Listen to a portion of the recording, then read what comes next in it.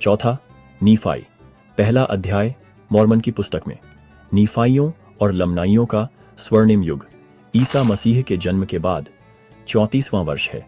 यीशु के शिष्य उसका गिरजाघर बना रहे हैं और पश्चाताप करने वालों को बपतिस्मा दे रहे हैं, उन्हें पवित्र आत्मा का आशीर्वाद दे रहे हैं।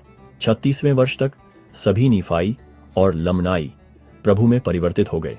वे पूर्ण शांति और न्याय में रहते हैं, बिना किसी विवाद के। सभी चीजें साझा करके।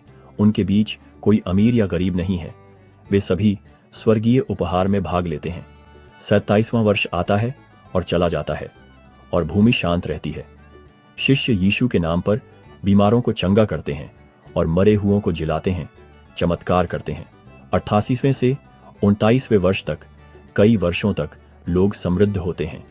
वे शहरों का पुनर्निर्माण करते हैं और मजबूत और धर्मी बनते हैं। वे जराहिमला के महान शहर का भी पुनर्निर्माण करते हैं।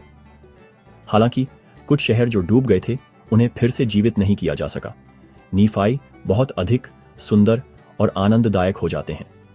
परिवार धन्य है, विवाह फलते फूलते हैं और वे मसीह की आज्ञाओं का परिश्रम से पालन करते हैं। उपवास, प्रार्थना और पूजा में अक्सर लगे रहते हैं। उनके बीच कोई विवाद नहीं है और उनके दिलों में भगवान के प्रति प्रेम है।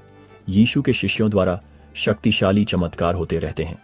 लगभग 100 वर्षों के बाद यीशु द्वारा चुने गए शिष्य मर जाते हैं, सिवाय उन 3 के जो उसका काम जारी रखने के लिए रहते हैं।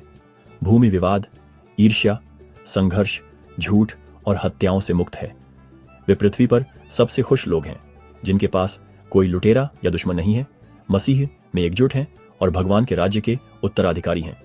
मसीह के आने के 100 से अधिक वर्षों तक लोग धन्य और समृद्ध रहे।